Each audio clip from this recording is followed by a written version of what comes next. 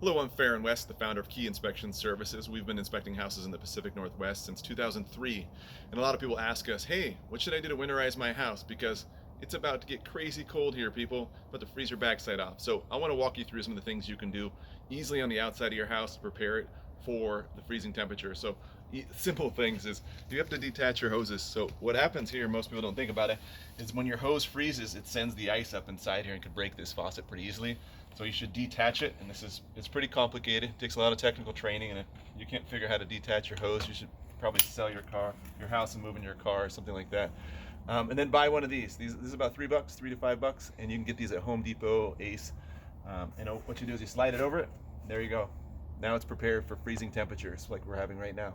Other things you want to look for on the inside of your house, like in the garage, anywhere that's got exposure for cold weather. So this is what a garage is called, an unheated or unheated area, I guess is what you would call it. So you want to look for plumbing lines that are not insulated. It's like this plumbing line right here is not insulated, but this one is insulated. When I talk about insulation, this is what it basically is. Buying something like this is called pipe insulation. You can get this at Home Depot, Ace Hardware, Lowe's, something like that. And they just slide over the plumbing pipe. These come in 1/2 inch and 3/4 inch sizes, and it's really quite complicated. Again, you just slide it over the plumbing pipe, or you open it up if it's already installed. You slide it like this. It's not super complicated, and then you wrap it. Strange enough, I don't use quite the right product, but electrical tape works really good to wrap this stuff with. You can also use duct tape, because that's what every redneck dream is, something like this to go around the plumbing pipe, the insulation, or you can use heat insulated tape. Either of those three work, but again, strange enough, my favorite's electrical tape.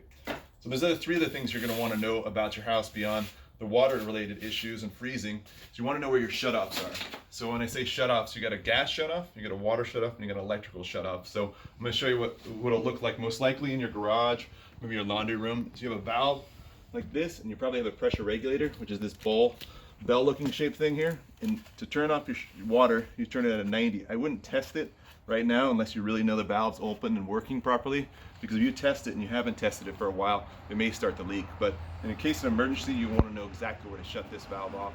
And then you also want to know where your electrical shuts off. So in typical electrical panels, you have what's called a mean electrical disconnect. And if you're like me, maybe you have an obstacle course inside your garage where you have where you have a small gym. But you can see in this electrical panel, there is no mean electrical disconnect. It's just the age of the house we have here. And you have what are called 6 disconnects. So in order to turn off all the electricity in your house, you need to flick these individually, and that'll turn off all the electricity. And they're also labeled. Some of these are accurate. Some, to be honest, they're not terribly accurate, but I can find out pretty easily what to shut off if there's a fire hazard. So next, we're going to talk to you about how to shut off your gas. Because if you get a gas leak in your house, and it's the middle of winter, you're going to call PSC or whoever your electrical provider or gas provider is, and you want to know how to turn off your gas right away so you don't have a hazard. So let me show you how to do that.